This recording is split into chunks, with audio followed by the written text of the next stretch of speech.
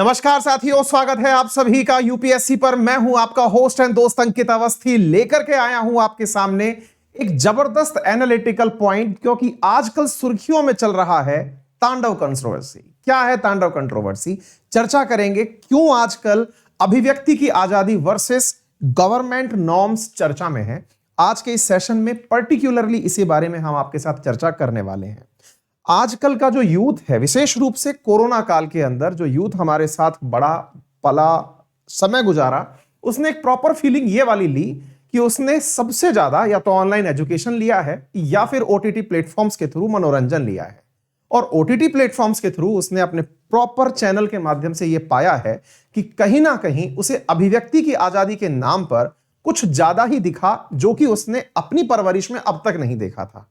फिर चाहे वो टीवी के थ्रू अपने देखने वाले घर के धारावाहिक हों या सिनेमा में जाकर देखे जाने वाली मूवीज हों।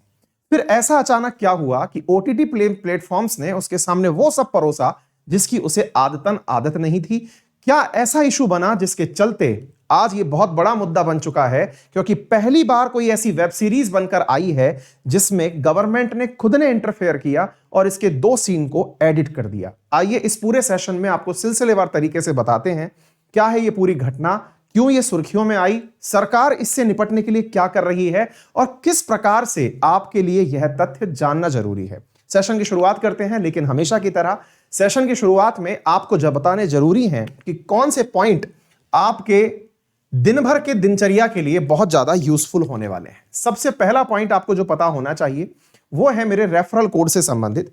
साथियों, मेरा रेफरल कोड है अंकित10, जिसका उपयोग करके आप अनअकैडमी पर 10% डिस्काउंट प्राप्त कर सकते हैं फॉर ऑल अनअकैडमी सब्सक्रिप्शंस। फिर चाहे आप यूपीएससी की तैयारी कर रहे हो, एसएससी की तैयारी कर रहे हो या 32 प्रकार के गोल में कोई सी भी तैयारी कर रहे हो, यदि आप वहां पर अनअकैडमी का सब्सक्रिप्शन लेना चाहते हैं तो इस रेफरल कोड को यूज करके आप 10% डिस्काउंट प्राप्त कर सकते हैं।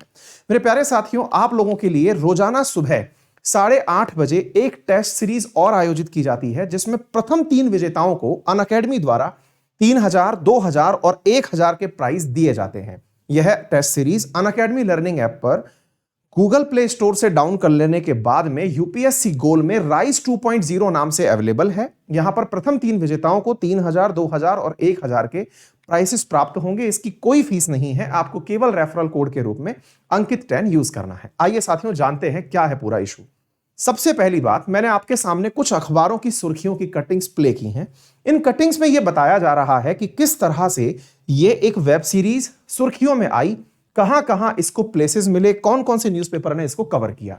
इस वेब सीरीज का नाम है तांडव, जो कि आने के दूसरे दिन ही ट्विटर पर ट्रेंड करने लगी। ट्विटर पर जो ट्रेंड किया गया वो था बायकॉट तांडव और बैन तांडव नाउ।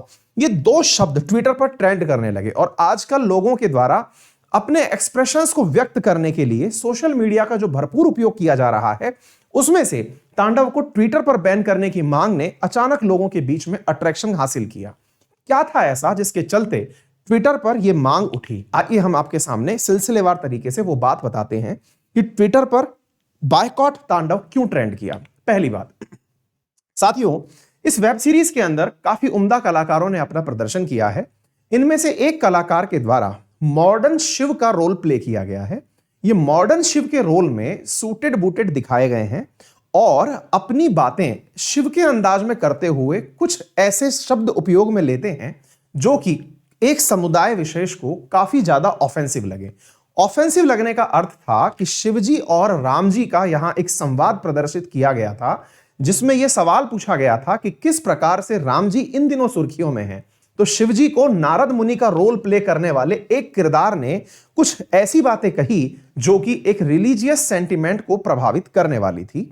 इस बात को लेकर के विवाद बढ़ा। विवाद के इस कारण के साथ साथ एक ये पर्टिकुलर फर्स्ट एपिसोड के अंदर दिखाया गया है। इसके बाद में एक और एपिसोड है जिसको लेकर के विवाद पनपा, और वो है इस वेब सीरीज के 8वें एपिसोड के अंदर एक जाति सूचक टिप्पणी की गई है। महिला के बारे में एक जाति सूचक टिप्पणी की गई है। ये 2 सीन इस प्रकार के निकल के आए जिसके चलते लोगों के सेंटिमेंट्स प्रभावित हुए और लोगों ने अपने द्वारा रिएक्शंस देना प्रारंभ किया। सामान्यतया इस पूरे डिस्कशन में एक कंक्लूजन ये निकल रहा था कि लोग ओवर एक्सप्रेसिव हो गए हैं या केवल इस बात को व्यक्त कर रहे हैं कि लगातार जो हमारे रिलीजन के साथ में जो होता आ रहा है ओटीटी प्लेटफॉर्म्स में वो अति कर चुका है, यानी कि हमारे रिएक्शंस काउंटर ही नहीं किए जा रहे हैं, हमारे रिएक्शंस को एड्रेस ही नहीं किया जा रहा है, या फिर ये किसी ना किसी प्रकार से रिलीजियस सेंटिमेंट्स को भड़काने वाला इशू था। इस पूरी बात को हमने आपके लिए यहां पर कवर किया है। मेरे प्यारे साथियों, इसके ऊपर दिखाए गए कुछ रिएक्शंस में आपके सामने एक रिएक्शन एक एमपी का दिखाया गया है जिनका नाम मनोज कोटक है, जो मुंबई ईस्ट से चुनाव जीत करके आते हैं, भाजपा के सांसद हैं। इन्होंने सूचना और प्रसारण मंत्री प्रकाश जावड़ेकर जी को लिख करके कहा कि आपको इस पर्टिकुलर वेब सीरीज पर कोई ना कोई एक्शन लेना चाहिए।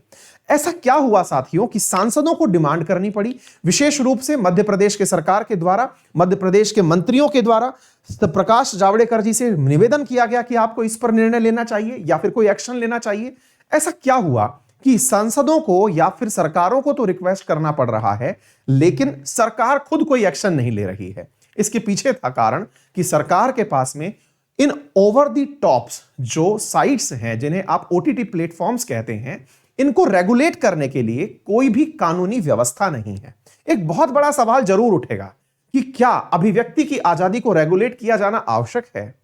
क्या आजादी से पूर्व भारतवासियों के द्वारा प्रेस की स्वतंत्रता को लेकर के किए गए उस समय के जो संग्राम थे या उस समय की जो डिमांड थी, वो आज के समय में सार्थक रहती है? क्योंकि बहुत सारी जगह ऐसा आपने देखा है कि आप लोग पढ़ते हैं कि भाई मैटकॉफ को आपने एक रूप से जाना है कि वो अखबारों का मुक्तिदाता कहलाता है, न्यूज़पेपर्स का मुक्तिदाता, क्योंकि आप लोगों ने ही इतिहास इस तरह से पढ़ा है कि अगर किसी चीज पर सेंसरशिप होगी तो वो कहीं ना कहीं हमारी अभिव्यक्ति के ऊपर कटौती होगी। आज क्यों ऐसा हो रहा है कि हमारे चुने हुए सांसद ही, हमारे ही जो प्लेटफॉर्म्स हैं, जो कहीं ना कहीं हमारी ही सभ्यता के, हमारे ही बीच की किसी स्टोरी को निकाल करके सिनेमा पे दिखा रहे हैं, उनकी बैन की मांग उठ रही है? क्या ये कहीं अभिव्यक्ति की आजादी की कटौती तो नहीं?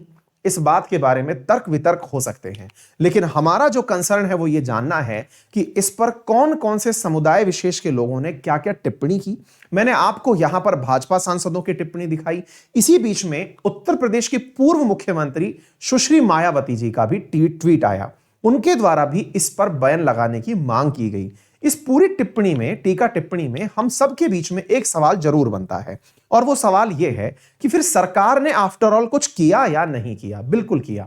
इंफॉर्मेशन एंड ब्रॉडकास्ट मिनिस्ट्री के द्वारा इस पूरे की पूरे एपिसोड पर नोटिस जारी किया गया उन फिल्म निर्माताओं को या उन वेब सीरीज निर्माताओं को जिनके कारण यह मामला फैला।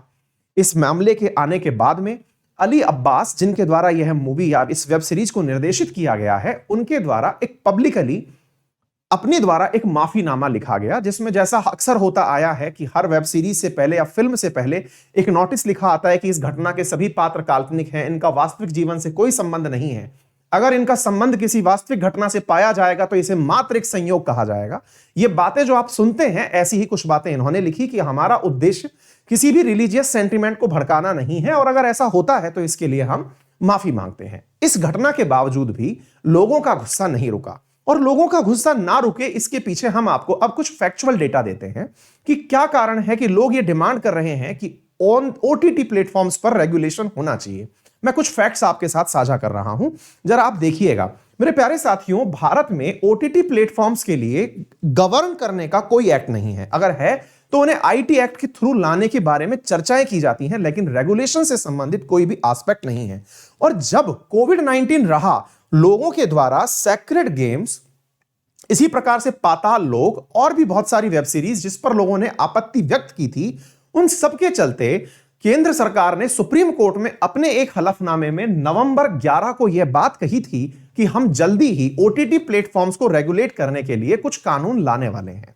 यह कानून तो नहीं आया, लेकिन हमने आप लोगों की क्लास में इस पूरे मुद्दे को, यह आपके सामने हमारी क्लास का एक वेब पेज की कटिंग है, हमने आपको दिखाया है। 16 नवंबर को हमने पूरा डिटेल में मॉर्निंग 6 o'clock जो आपके 6:30 पर वाईफाई स्टडी 2.0 पर हमारी क्लास होती है, हमने आपके सामने यह पूरा मुद्दा उठाया भी था और पूरी तरह आपको एक्सप्लेन भी किया था। शायद आप इस चीज को पहचान जाएं। ओवर द टॉप प्लेटफॉर्म्स होते हैं ओटीटी प्लेटफॉर्म्स। लेकिन साथियों, एक बहुत जरूरी बात निकल करके ये आई कि सरकार ने जब कुछ लिया ही नहीं निर्णय, केवल नोटिस दे दिया, उससे कुछ होता है क्या? नहीं, लोग नहीं रुके। लोगों ने सरकार पर फिर प्रेशर बनाया।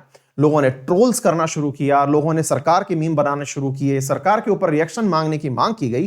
फाइनली मेरे प्यारे साथियों, जो आप देख रहे हैं, ये न्यूज निकल के आती है और वो ये है कि सरकार के द्वारा, इंफॉर्मेशन ब्रॉडकास्टिंग मिनिस्ट्री के द्वारा पहली बार भारतीय इतिहास में ओवर द टॉप प्लेटफॉर्म्स पर कोई ऐसी वेब सीरीज बनी जिस पर से 2 सीन काट दिए गए हों, जिसके 2 सीन एडिट कर दिए गए हों। तो आप जो न्यूज अब देख रहे हैं वो न्यूज कह रही है मेरे प्यारे साथियों कि 2 स्निप्ड सीन इन तांडव mark government entry into OTT space. और यहां से एक नई डिबेट शुरू हो गई है और वो नई डिबेट ये कह रही है कि क्या सरकार के द्वारा इस प्रकार के प्लेटफॉर्म्स को, जो कि लोगों की इच्छा पूछ के एंट्री लेते हैं। देखिए, 2 बातें होती हैं।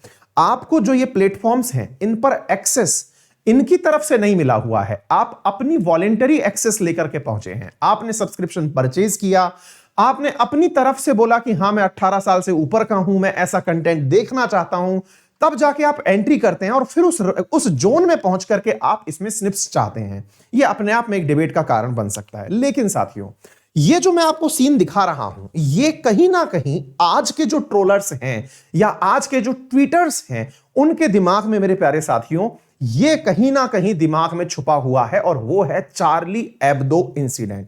नाम तो सुना होगा मेरे प्यारे साथियों। Once upon a time France की एक मैगजीन के द्वारा पैगंबर साहब का एक आपत्तिजनक कार्टून बना दिया गया था।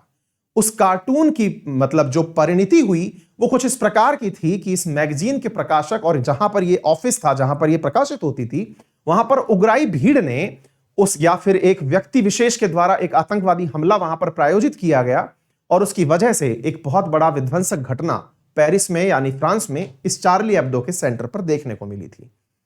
एक क्लास टीचर के द्वारा हाल ही में वर्ष 2020 में इसी घटना को विद्यार्थियों को केवल इस उदाहरण के रूप में समझाने पर कि अभिव्यक्ति की आजादी जो थी वो चार्ली एब्दो के पास थी, एक टीचर के द्वारा अपनी क्लास में, विशेष रूप से इतिहास की क्लास में, जब उसने ये जग जाहिर करके कहा था कि मैं कुछ एग्जाम्पल्स यूज करूंगा और उस टीचर ने इसका एग्जाम्पल काम में लिया, तो उसका गला रेत करके फ्रांस में उस टीचर को मार दिया गया। एक आपत्तिजनक फोटो के ऊपर दुनिया के अधिकांश मुस्लिम देश एक हो गए, यह कहते हुए कि हमें आपत्तिजनक पैगंबर साहब की तस्वीर बर्दाश्त नहीं है। वहीं पर लोगों का कहना है कि हमारे इतिहास में जितनी भी हमारे साथ में, विशेष रूप से मेजॉरिटी जो इंडियंस हैं, उनका कहना है कि हमारे इतिहास को तोड़ मरोड़ कर प्रस्तुत किया जाना, उनका मनोरंजन में और धनार्जन में उपयोग किया जाना, पद्मावती का नाम यहां पर फिल्मों में यूज किया जाना जिसे बाद में पद्मावत कर दिया गया, वो कितना सही है। सेक्रेड गेम्स हो या पाताल लोक हो, कहीं ना कहीं इन सब के अंदर रिलीजियस सेंटिमेंट्स को हैम्पर किया गया है। अब यह आपको देखना होगा, आपको सोचना होगा कि हमारा समाज किस दिशा में जा रहा है। आप ऑर्थोडॉक्स हो रहे हैं, आप मीन हो रहे हैं, आप ओपन माइंडेड हो रहे हैं, आप एक्सप्रेशंस के नाम पर किसी का गला घोटना चाहते हैं या एक्सप्रेशंस के लिए आप बुनियादी रूप से साथ होना चाहते हैं, यह आप पर निर्भर करता है। मेरे प्यारे साथियों, आप लोगों को मैं यहां पर इंफॉर्मेटिव रूप से यह जरूर बताना चाहूंगा कि भारत के अतिरिक्त दुनिया के वो कौन कौन से देश हैं जहां पर ओटीटी को लेकर के रेगुलेशंस बने हुए हैं। जो आप मैप देख रहे हैं दुनिया का, दुनिया में सिंगापुर, ऑस्ट्रेलिया और ग्रेट ब्रिटेन, ये वो जगह हैं जहां पर मेरे प्यारे साथियों रेगुलेशंस उपलब्ध हैं। यानी कि ओटीटी के ऊपर या तो डायरेक्टली या फिर इनडायरेक्टली सरकार ने रेगुलेशंस रखे हुए हैं। भारत में अभी तक ऐसा नहीं है। जब सवाल आता है कि भारत में क्यों नहीं है, तो आपको मैं यहां पर कुछ और इंफॉर्मेटिव चीजें दे देता हूं, और वो ये है कि भारत में प्रिंट मीडिया को रेगुलेट करने के लिए प्रेस काउंसिल ऑफ इंडिया है। भारत के अंदर टीवी न्यूज चैनल को रेगुलेट करने के लिए न्यूज ब्रॉडकास्टर एसोसिएशन है। मैं आपको यहां पर यह भी बता देता हूं कि भारत में जो एडवर्टाइजमेंट्स हैं उनको central board of film certification, sensor board के द्वारा एडवर्टाइजमेंट्स और फिल्मों को रेगुलेट किया जाता है। सरकार के द्वारा सुप्रीम कोर्ट में दिए गए अपने हलफनामे के बाद में ओटीटी प्लेटफॉर्म्स को रन करने वाली मोबाइल कंपनियों के द्वारा यह एक हलफनामा दिया गया, अपनी तरफ से एक सरकार को अपनी तरफ से एक आइडिया दिया गया कि हम अपने लिए एक सेल्फ रेगुलेटरी बोर्ड बनाना चाहते हैं। और उस सेल्फ रेगुलेटरी बोर्ड का नाम था the international and mobile association of India, जो यह कह रहा था कि हम अपने आप के ऊपर सेल्फ रेगुलेट कर लेंगे, आप हमें बनाने दीजिए। कुछ इस प्रकार की संस्था का सजेशन इन लोगों ने दिया था। अगर वे अहेड पूछा जाए कि भविष्य क्या होगा, मेरे प्यारे साथियों, क्या अभिव्यक्ति की आजादी किसी की धार्मिक स्वतंत्रता के खिलाफ उन्हें बोलने की आजादी देती है? यह डिबेट का इशू रहेगा। आने वाले समय में सुप्रीम कोर्ट में भी ऐसे मुद्दे जाएंगे जहां दो मूल अधिकार एक दूसरे को कॉन्ट्राडिक्ट करेंगे। हम और आप बैठ करके केवल यही कह सकते हैं कि यदि कुछ भी ऐसा हो जो कि कानून के सम्मत ना हो, किसी के सेंटिमेंट्स को प्रभावित करता हो, तो हमें इसके बारे में केयरफुल होने की आवश्यकता है। फिलहाल के लिए इतना ही। अगर आपको यह सेशन पसंद आया हो तो अपने अन्य साथियों से इसे जरूर शेयर करें, वीडियो को लाइक करें, ज्यादा से ज्यादा मात्रा में इसे शेयर करें ताकि लोगों तक विषय की समझ पहुंचे। मेरे प्यारे साथियों, अगर आप इस चैनल पर नए हैं तो इस चैनल को आप सब्सक्राइब कर लें। रोजाना सुबह 8:15 बजे और शाम 7:15 बजे आपको इसी प्रकार के दुनियादारी में चल रहे इश्यूज को लेकर के मैं हाजिर होता रहूंगा। मेरा नाम है अंकित अवस्थी, मेरा रेफरल कोड है अंकित 10, जिसका उपयोग करके आप अनअकैडमी पर 10% डिस्काउंट प्राप्त कर सकते हैं। Thank you so much.